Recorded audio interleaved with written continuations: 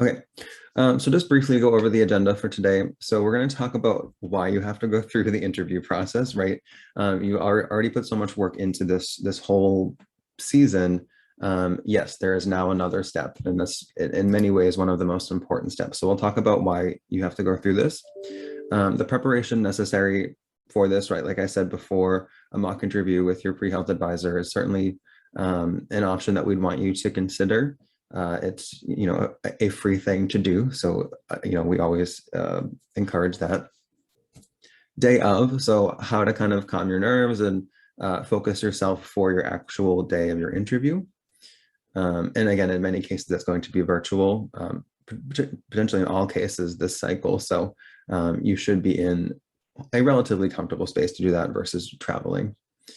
Questions and responses, so some actual examples of questions that you might get, how to kind of prepare responses or direct your responses towards those questions. Again, we'll talk a little bit about the different types of interviews, and our staff can adapt to whether you're doing a traditional one-on-one style interview, whether you're doing a multiple mini style interview.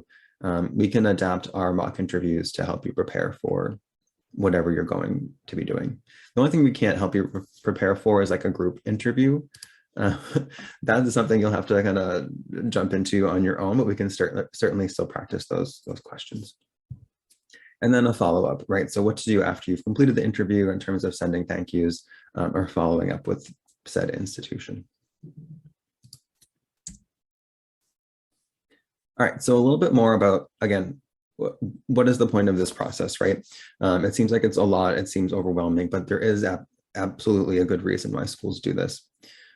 So they're screening you, right? They've received your application, they've looked over your transcript, and they've seen this kind of limited information that you've provided them, but now they actually want to talk to you, right? They want to learn a little bit more about what's behind this application, what's behind the personal statement.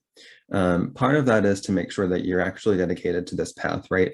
They're going to be investing 4 years in you.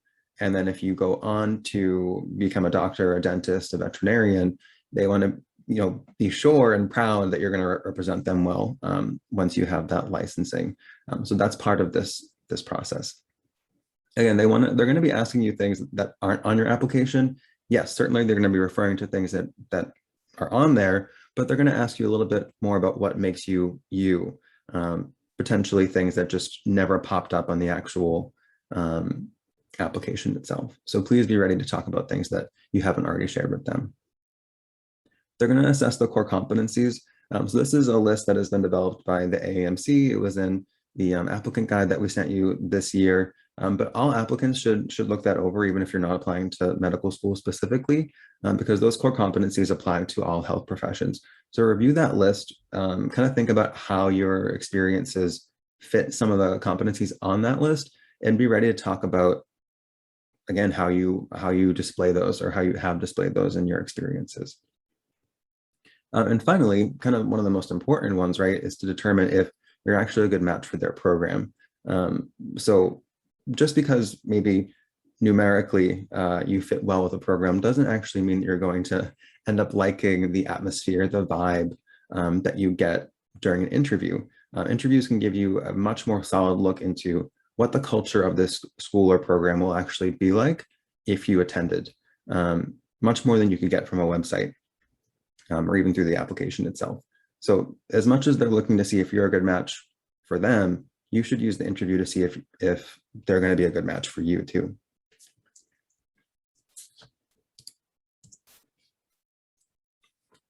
Like I said before, they will be referring to your application.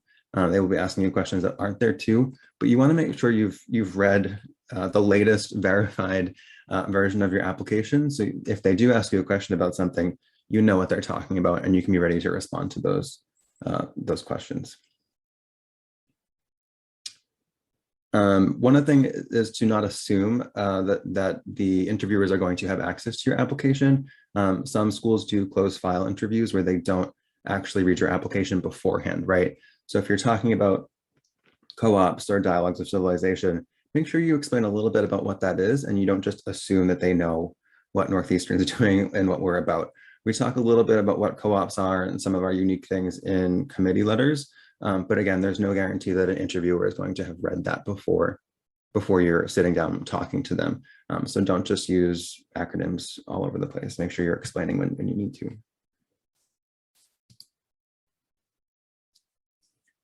So again, we've gone over a lot of these things, especially in your self-assessment, which at the bottom here you can see, think back to that document. Most of you should have filled that out. I know I had my vet and optometry applicants fill that out too, just because I think it is really good practice. But when you look at that document, it really asks you a lot of questions that are probably going to be popping back up now during the interview process. So go back to that, see if those answers have changed, see if they still ring true and you want to continue to use them, and just reflect on that, right? You're going to be talking a lot about your motivations. Why are you interested in this field? Why do you want to be a doctor? When did you discover you wanted to go into dentistry? Why are you so passionate about animal health? You need to be able to answer those questions convincingly. The personal statement and self-assessment are all wonderful things to make sure you review. Beyond that, right, what do you actually hope to contribute to the field? So I always talk about, when reviewing personal statements, like what is the future, right? You've decided this is the right career path for you. You want to go to this program, but what are you actually hoping to contribute to the field? What kind of progress or change do you want to see that maybe you can affect? How hard are you willing to work? It's kind of a loaded question. Obviously, you want to talk about how passionate you are, and then specifically why that program. I can't imagine that any program is not going to be asking this question of you, unless they're doing an MMI style interview where they don't ask questions like this. But for all traditional interviews, you're going to get a question. Why did you apply to this program? What do you think you can bring to this program? Be ready to talk about specifics there. The other thing is obviously your experiences, right? You've worked really hard for the last 4 or 5+ years to prepare for this moment. Make sure you talk about all the work that you've done over that time. You've learned so much, you've grown so much, your understanding of medicine, whatever field of medicine that is, has evolved too. Make sure you talk about that evolution and how it's kind of shaped. Again, I always say, like, your ideology of what the field actually is and how you can impact it. Cultural competency, obviously an incredibly important topic. Be ready to talk about working with a diverse caseload of patients or clients, right? If you're going into vet school, that you can demonstrate from your experiences your ability to be flexible, again, adaptable, knowledgeable, or if you are in some cases you don't know a lot about something, that you've actually put in the effort to learn. That's really important to showcase that. Interprofessional care, one of those buzzwords I bring up a lot, and I've noticed a lot of you talk about that in your applications, but seeing the collaboration between different types of healthcare workers and how important that is to providing care to patients. That is something that has been stressed a lot in the healthcare industry over the past couple of years. And as a patient myself, I can certainly push for more of that to happen. So please mention that if you have experience there. Social determinants of health.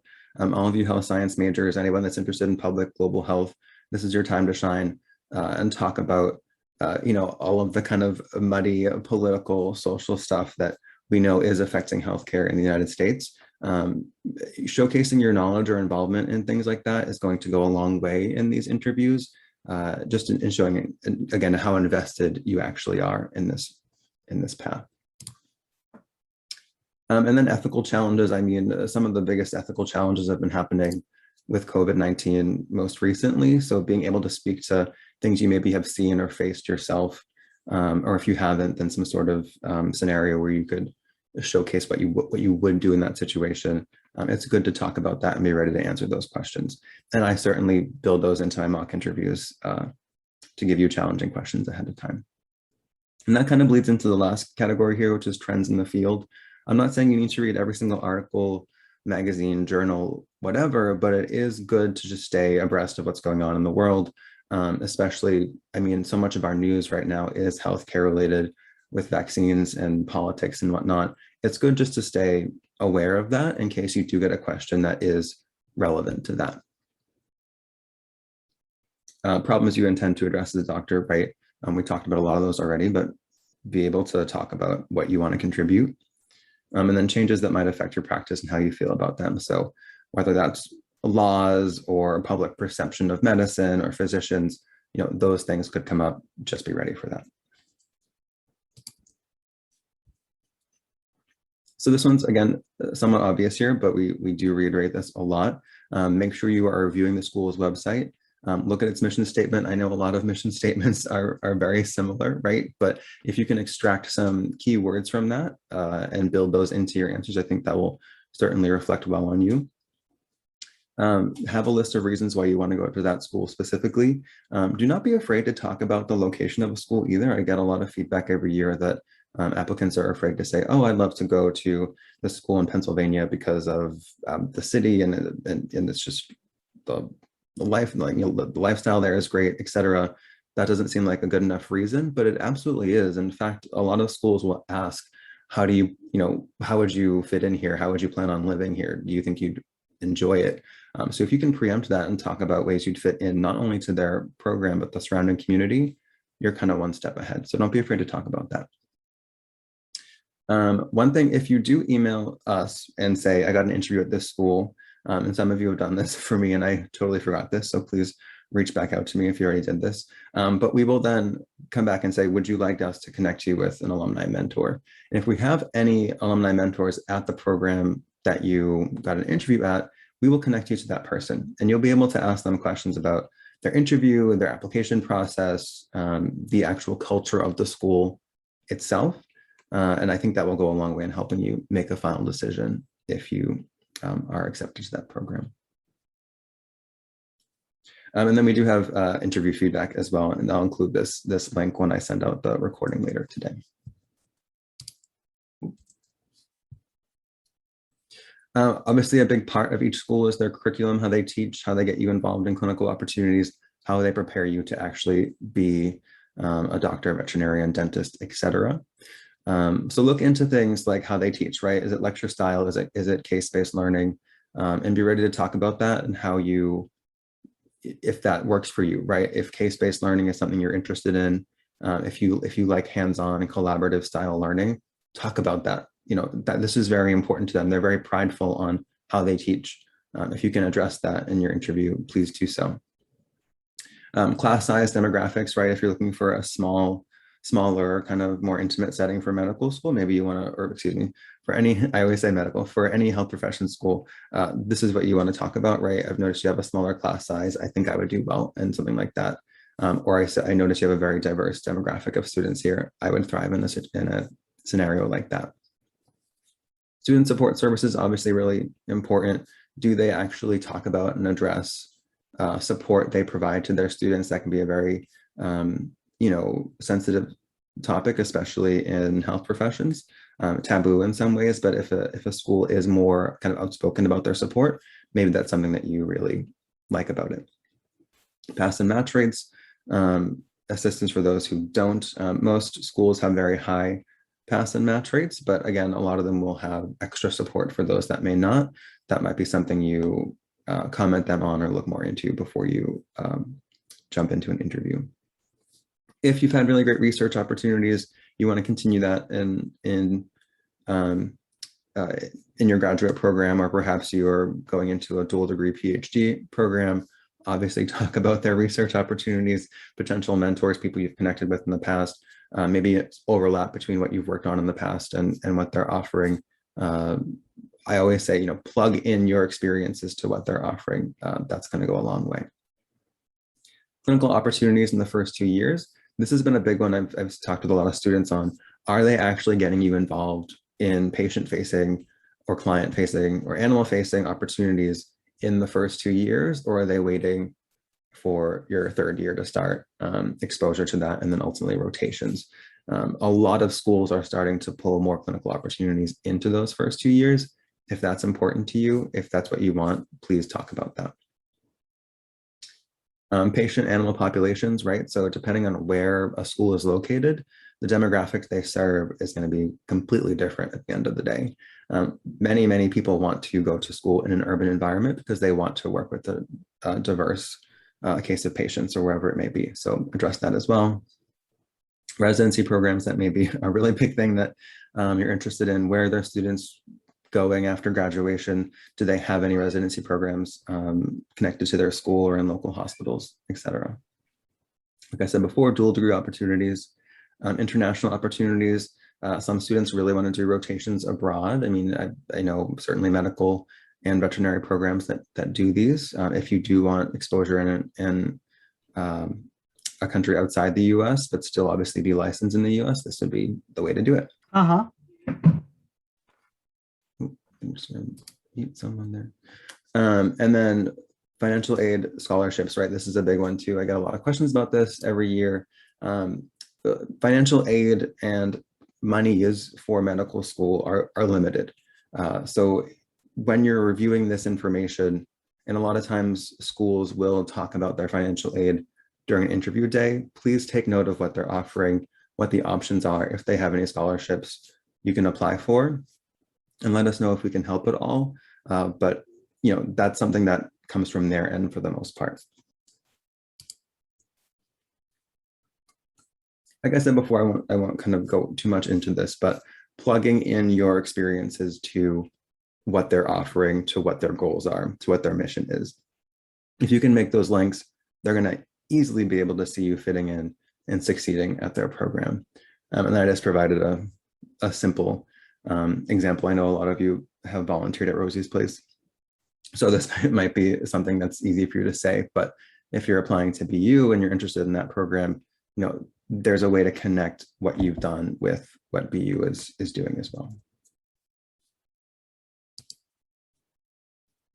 All right, so practice. Again, we're part of that, but this is incredibly important.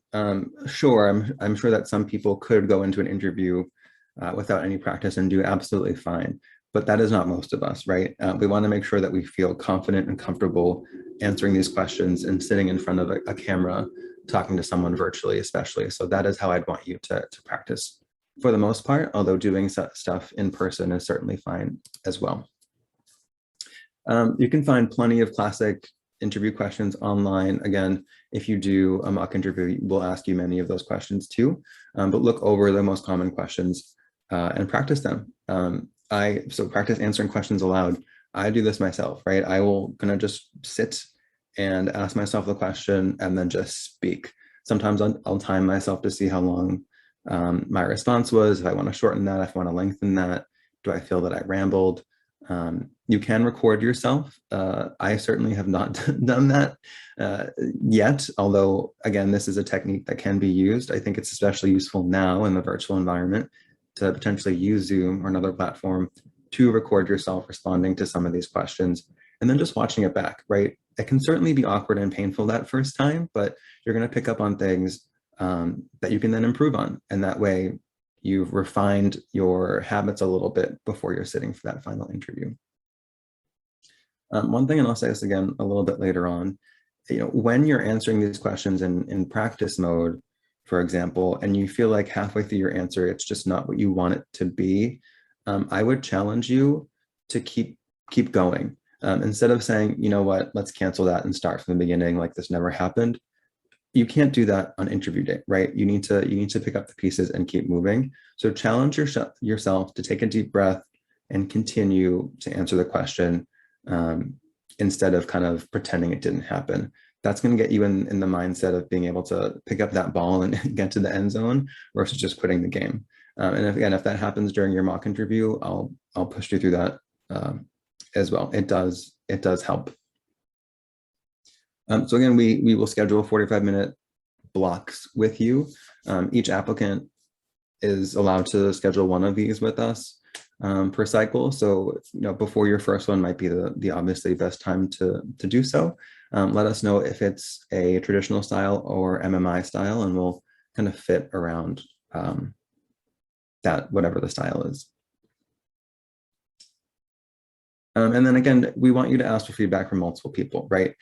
We appreciate that you trust us, that you are using our resources for this process, but we want you to ask other people in your life as well, right? Mentors, family, friends, people that are going to be hopefully honest with you and not just cheerleaders. It's good to have cheerleaders in your life, but you also want people that are going to say, hey, you know, I don't know if you really answered the question, or you kind of got off topic here. Do you mind? Do you think you can improve a little bit for the next time we practice this question. That is much better than someone just saying, yeah, you did fine. You know what I mean? So make sure you're getting feedback from the appropriate sources. If you do choose to record yourself and want to watch it back, things to look out for, definitely your posture. Are you sitting up straight? Are you looking into the camera? I know that can be a little difficult at first. I certainly encourage that with my advisees. It does feel more personal. Certainly the person on the other end is going to feel that they are being spoken to directly rather than just looking down at a keyboard or the screen, etc. So try to do that if you can. If you have nervous habits, I mean, we all do, but some of you maybe it will happen off camera, so you don't have to worry about it too much. But for others, if it is on camera, see if you can try to mitigate some of that. I mean, most of my mock interviews, there hasn't been too many people that kind of wildly flail their hands around while they're talking. If you do something like that, though, again, try to just cut back a little bit on that for the interview. Review your tone. This is actually a really big one, right? Even if your answers themselves are good, the tone that you're expressing can go a long way in how you're perceived by the interviewer. So please go in enthusiastic. Even if you're nervous, they want to understand that you're excited and you're happy to be there. And this means a lot to you. I will say volume is important too, right? Certainly I've done mock interviews with applicants that I could barely hear. And so trying to say, speak up a little bit, you don't need to shout into the microphone, but, they need to be able to hear you to actually absorb your answers. Things that you did like on that recording, just write those down and continue to do those. Those are your strengths. So when you get an interview, obviously respond quickly, let them know that you're excited to have that opportunity to interview with them and choose your date and time, whenever they're offering to you. We advise dressing professionally and conservatively, whatever that means to you. And I would recommend, kind of the whole body treatment there, not just waist up. I've certainly done this too. It does make a difference to be completely professionally dressed versus just what the camera can see. So I'd recommend that. Not too many accessories, right? I definitely don't want to be fashion police here. That's not what I want our role to be, but a lot of accessories or colorful flair that is waist up could potentially be distracting to an interviewer. I have certainly my own opinions on that type of dynamic, but just to protect yourself here, I'd want you to try to be somewhat conservative. Please check your setup at least 30 minutes before the interview starts, right? And I know some of you have different circumstances and you might be at work and you need to rush back, etc. But with as much time as you can, make sure your camera's working, make sure your microphone is working, and that your internet connection is stable. Those are the top three for sure. Try to use a computer, not a cell phone, just to provide the best kind of image and audio quality. I'd recommend turning your phone off, just putting it somewhere else so it's not a distraction. You're not thinking about it, you're not looking at it, it's not buzzing. I have had the unfortunate issue during a virtual interview where my iMessage was not off and someone called me and the screen got tiny and it was just awful. So if you do have a MacBook, please make sure that that feature is not on if you're going to be using that for your interview. And then find the quietest place you can, right? If you're at home, school, or work, someplace where you can close the door, potentially lock the door to prevent others from potentially interrupting you. Although again, if any of this stuff does happen, medical schools went through this last year. They understand and are adaptable to kind of last minute things that may happen. So don't feel like it's going to ruin your interview. Just try your best to prevent as many of these from happening as possible. I'd encourage reviewing the notes you've taken for that program before or the night before, the morning of your interview. I think that's where it'll be freshest in your mind and you'll be able to recall a lot of that information during the interview. Have your notes in front of you so you can refer to them as you're speaking. And then again, a lot of practice what you preach here. I don't know how much I do these things, but if you do have relaxing activities that you typically do, deep breathing or calming exercises, please engage in that. Engage in self-care, certainly before and absolutely after the interview. Interviews can be draining, so just take care of yourself, whatever that means for you. Schedule that into your day. Please obviously be professional and courteous with everyone, whether it's an interviewer, another candidate, if they're doing a group interview, for example. If you get to meet and talk to current students at the program, even administrative assistants or just staff at the school that you interact with, just maintain that level of enthusiasm and engagement throughout. Like I said before, body language, keep that consistent. Most of you are probably going to feel a little bit of nervousness, a little bit of anxiety on interview day. That is normal, that is natural, not something to punish yourself over if you continue to feel nervous. Typically those nerves go away as the day continues. And it's okay if you mess up a little bit or you stumble through a response. Like I said before, continue, take a deep breath, keep going. They'll appreciate the fact that you did not stop, you did not give up, you continue to answer the question. One thing I added to this slide this year is please don't over apologize, right? So if something does happen and your internet connection is lagging or there's a noise in the background, they understand. We've all been living in this virtual environment for a while now. So over apologizing can sometimes be more distracting than the actual issue itself. Like I said, if you stumble, take a breath, gather your thoughts, and continue to answer the question. This is important too. Do not be afraid to ask for a question to be repeated. I will encourage this in your mock interview as well. It is better to ask this and answer the actual question that was asked of you versus continue to go off topic and ramble. So please don't be afraid to do that. Your interviewer will also appreciate that. Last thing here, again, this is another kind of loaded thing, right? But please be yourself. What does that actually mean? These programs are reviewing thousands and thousands of applications each year. They see very similar scores, GPAs, experiences, right? All of those things are important and they mean something.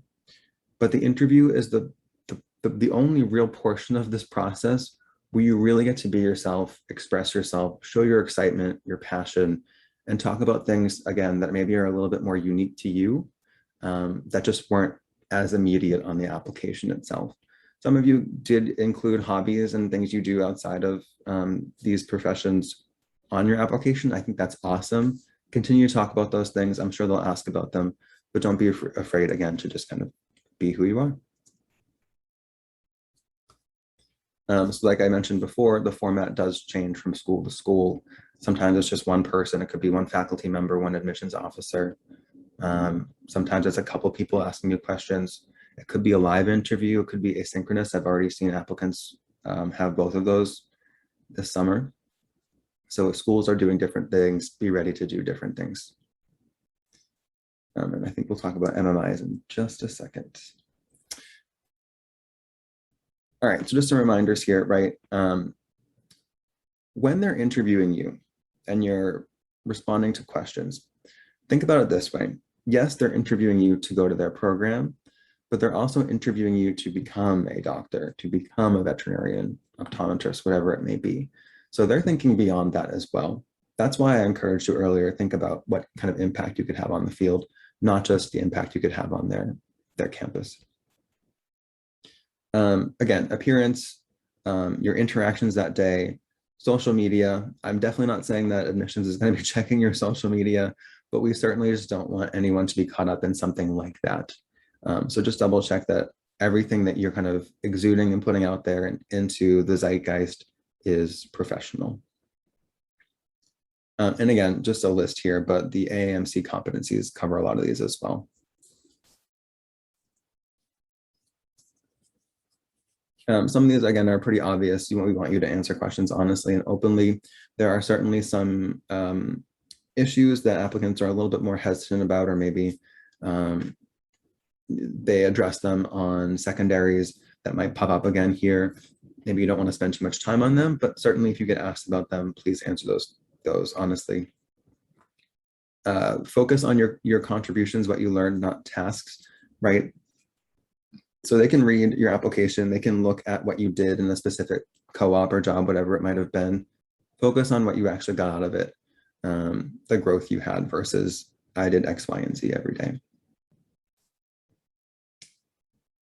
This is a good one to ask questions that aren't answered on the website. So when you are making a list of questions for each program, if you're asking questions that are pretty obvious and plainly answered on the website, they're not going to be super impressed by that, right? I mean, they might just even refer you to their website. Try to look at things you're interested in or want to know more about that just aren't addressed at that surface level. They're going to know that you did a little digging and want to know more. Some interviews may eventually turn into just a conversation. That's a good thing, right? A lot of interviewers get bored of asking the same questions over and over again too. If they find a topic that you've brought up or suggested that turns into a conversation, that's great. So don't be afraid if that happens. Obviously, you want to try to avoid kind of topics that might be a little bit sensitive or contentious, right? This is an interview, a conversation. You don't want to turn into like a debate or an argument of any sort. And we'll go over what may happen or a situation where maybe an interviewer asks you a question like that versus you bringing something up. Like I just said before, if you're asked about a deficiency, a weakness, a score, a GPA that you're not happy with, obviously you need to address that if you're asked about it. And as we've always said, you want to end on a positive. You want to talk about how that's turned into a strength, how you've recovered, how you've grown from that moment. And this quote I always find to be funny. They want to see how well you play in the sandbox, right? Like how well you're going to get along with your peers. Can you share the spotlight? Can you actually work in a team setting, or are you more of a bulldozer? That's kind of my way or the highway. You want to obviously be more on the collaborative side here. Healthcare is incredibly collaborative. So some questions that you need to prepare for, and again, there's a lot of lists online that you can use, but experience-based questions are going to ask you very specific things about, describe a situation where this happened on the job. How did you react, right?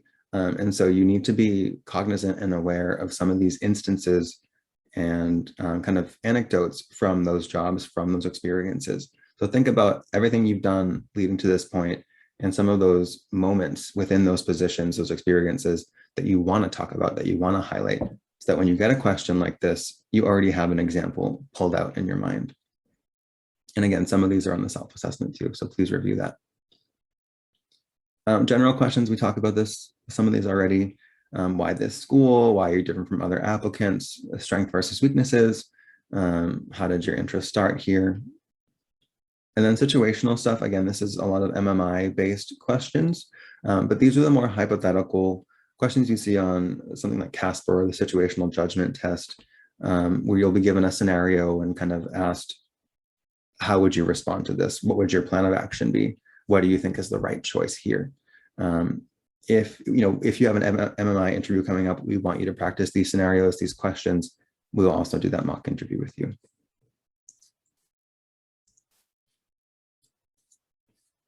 Again, like I said before, all of your experiences are relevant, not just clinical ones with patients or animals. Volunteering, clubs, activities, tutoring, things you did off campus, those are all important to mention. We've been through this before with your personal statements as well, but please don't refer to any specific patients by name and just refer to them as the patient. Certainly, if you're talking about something negative that happened at work or in whatever experience you had, don't specifically use anyone's name. You never know who's connected to who, and it's just not professional to do so. And then again, I will attach the tips for virtual interviews to the recording I send out later today.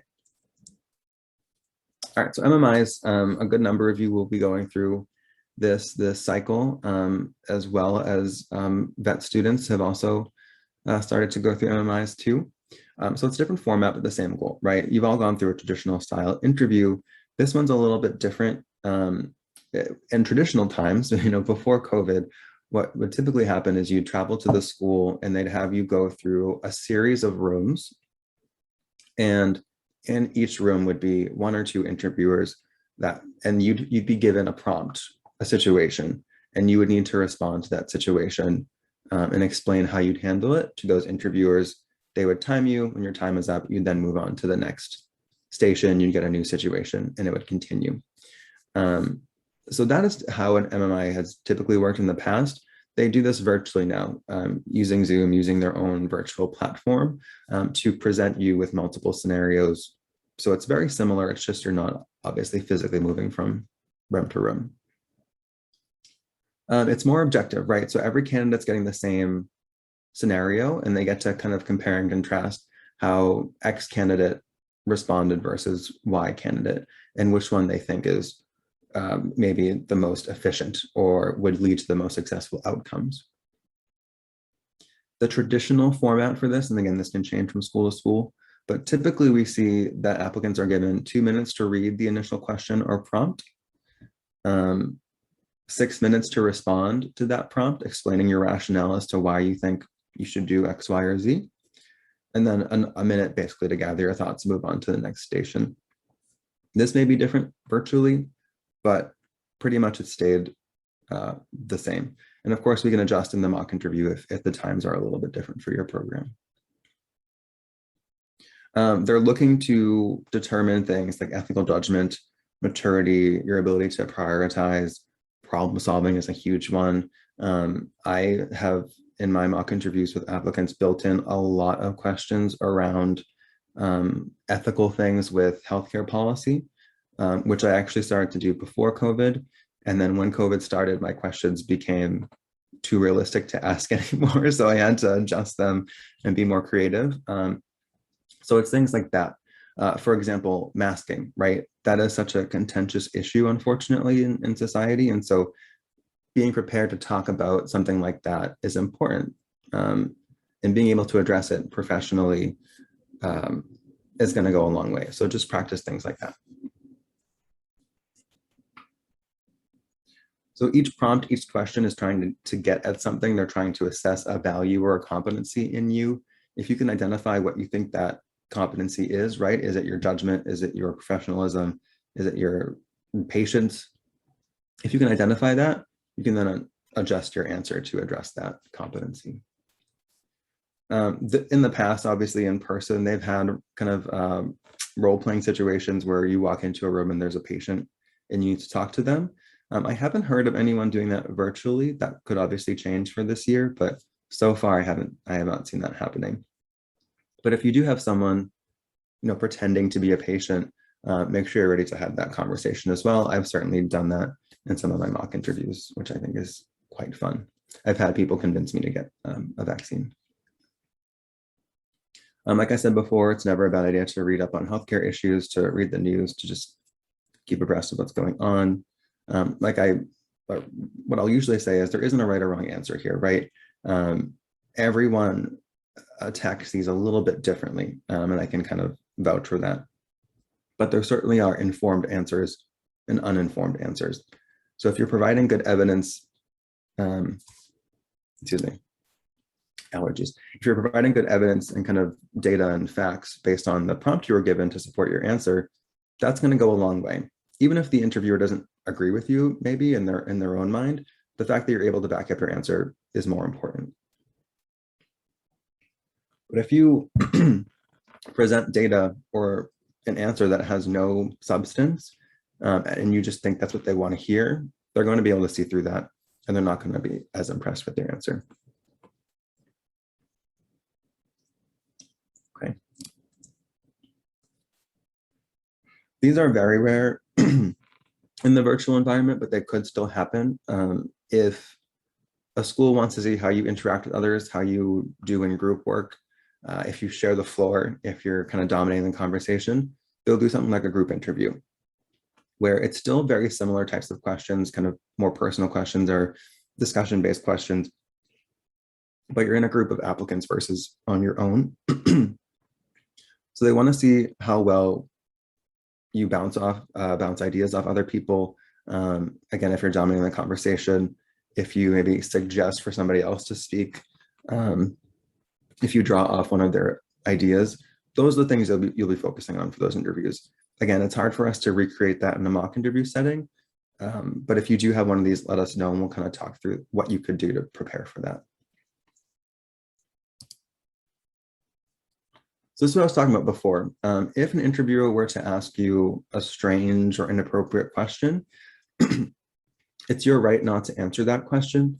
There's some topics here that we've listed that potentially could come up if an interviewer is just either not aware or having a weird day that day and asks you one of these questions. This should not happen to you, but if it does, again, you have the right to not answer that question or to let them know that you think it doesn't have anything to do with what you're there for. Let us know if that happens though. We want to be in touch with that school to make sure that they're following the correct protocol.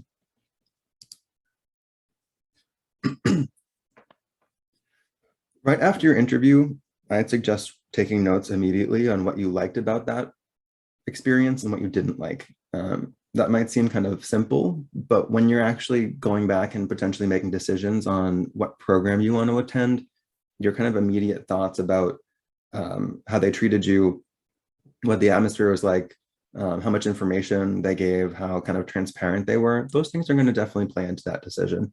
So make sure you keep a notebook or something about your pros and cons for each institution you interview at. Thank you emails are fine. I think it's very rare at this point for applicants to send actual physical thank you cards.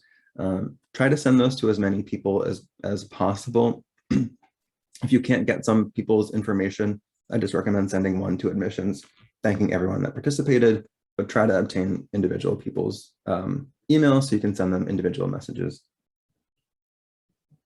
If a school is your first choice, you can obviously tell them that, but you can't tell that to more than one school, right? You don't want to potentially be in the situation where you tell a school that they accept you and then you've actually decided to go somewhere else.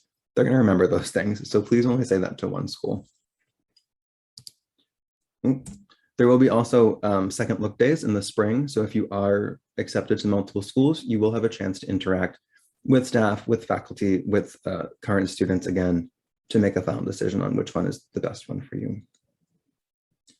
And we'll eventually send that feedback link to you all. So as you go through interviews, you can leave a little bit of information for people that apply in the future. You know, how was that interview for you? What kind of questions did you get, etc. So if you're waitlisted, and again, this does happen every year, you want to let the school know that you're still interested. We'll talk a little bit more about letters of interest or letters of intent later on in the cycle. Those can play a big role in a school considering you or not. So again, we'll talk about that a little bit later. But you want to send those to schools that you still have a strong interest in, that also show interest in you.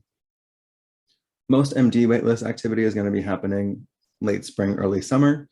So it could take a long time to hear back from a school if you've been waitlisted. This past cycle was very strange and continues to be strange with its deadlines and dates. We're hoping for a more quote unquote traditional cycle this year.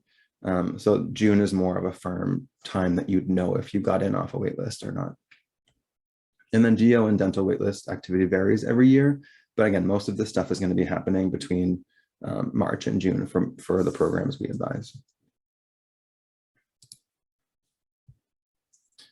Some tips from those who have interviewed before. Like I said, be yourself. Again, there's never enough practice you can do for this. One thing I'll say is that you don't want to be reading off a script, right? So as important as it is to have notes in front of you, you don't want to write a question and then write your response and then read that response. That's going to feel unnatural when you're doing it and to the interviewer. Talk about your accomplishments, list those down, make sure you reference them, be proud of those.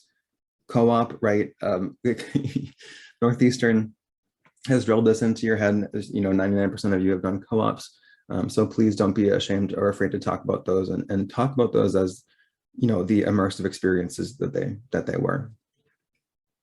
Acknowledge shortcomings, talk about growth. Don't try too hard to be funny. Some of you are very, very funny and you make good jokes and I appreciate that. But just keep that in check a little bit on interview day and only do that where you find that it's appropriate to do so. Or if the vibe you get from the interviewer allows you to do that. Some people aren't as easy to read. This is a piece of interview I would follow myself, don't drink too much coffee on your interview day. You may feel that you need the energy or the excitement, but too much can kind of push you over the edge. So just be a little bit careful with that. And silence is okay. Again, if you need to take deep breaths throughout your interview, that is a-okay. Please do that. Finally, the length, right? So if your interview ends up being rather short, that's not necessarily a bad sign. Again, like I said, depending on the interviewer, and people have had some pretty strange interviewers, they might ask you a few questions and then say, I like this person, and then say, you're all right, you're done. We're all set here. That's okay. Don't look too much into that. Okay, my voice is almost dead. So this is a good time to switch for a second into questions. So if you have any questions about what I just talked about or something maybe I didn't cover, please feel free to throw that in the chat and I will start answering those.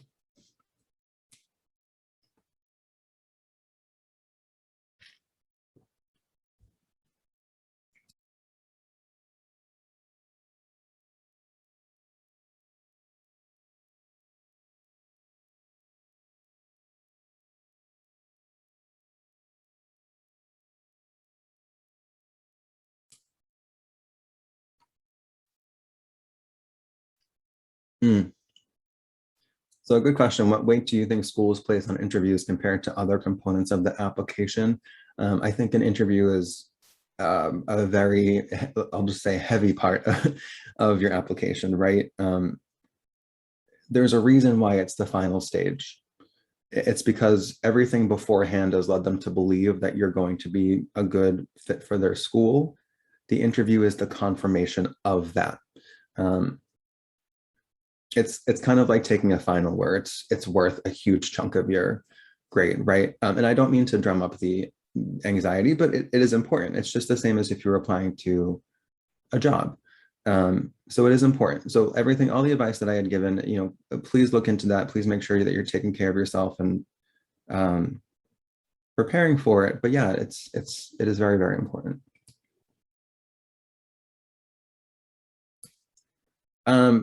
Usually in terms of handling conflicts with interview time, usually the schools will give you a couple different options to work from. And they will say, if none of these work for you, please let us know. But they're kind of limited in what they can provide, right? It's hard to get committees together to interview people. So in some ways you have to give the health profession program a priority status and do your best to work with school or work to take off the time you need to attend that interview. Again, I think the virtual nature is going to help a lot this year. I would hope that school would be understanding this is very important. And work, again, that just depends on your boss or whoever is your supervisor, but you have to kind of look at all the pieces first.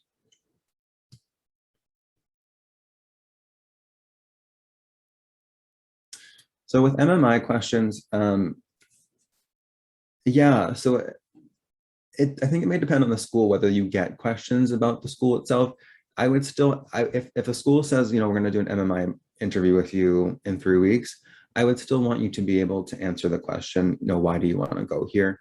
Some MMI interview blocks will break up the actual scenarios with lighter questions. And by lighter, I mean like, if you could be a flavor of ice cream, which one would you be? Or even things like tell us about yourself, or what's a hobby that you like to do, or maybe, why do you want to go here? So yeah, please still prepare those questions if you're doing an MMI.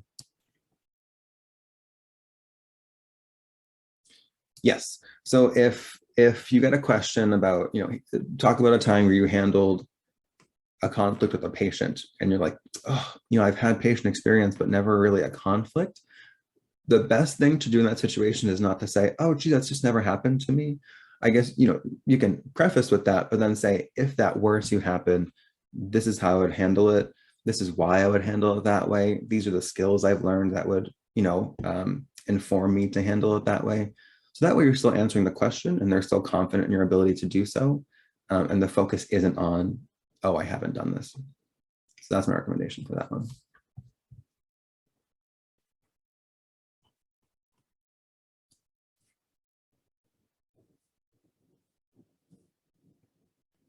Just quickly, for many of you, October 15th is typically the first day that medical school acceptances are announced for MD programs. DO programs can come sooner than that. And dental is usually December 1st, I believe. Veterinary is in the spring. Optometry, I believe, is rolling. PA, I'm not entirely sure about. And I don't believe we have any podiatry applicants this year. So that's kind of the breakdown of what you can expect.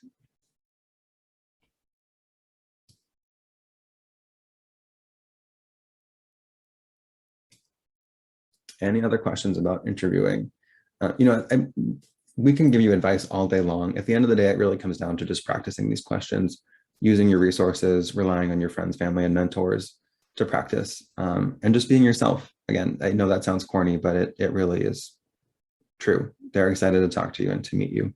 And you got an interview because they liked your application, because they liked your personal statement.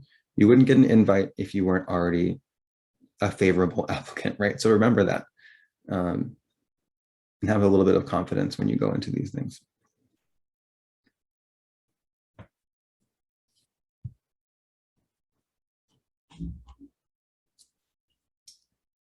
All right, I'll give about 1 or 2 more minutes for questions, and then we will end for today.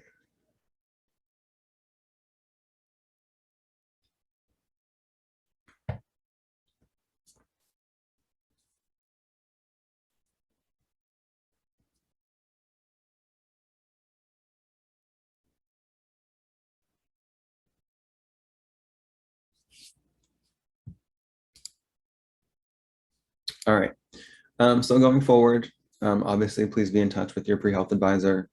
You should have just gotten an email about an hour ago. Dr. Hughes is going to be retiring. So those that are in his caseload will be working with Kelly Fitzgerald going forward, starting this coming Monday, August 16th. So for mock interviews and things like that, for updates in the cycle, please, if Dr. Hughes was your pre-health advisor, please direct those to Kelly going forward. And we look forward to doing those with you. But otherwise, I really appreciate you tuning in today. I know it's a weird time, and we will be in touch soon. Best of luck on this application cycle. Take care, everyone.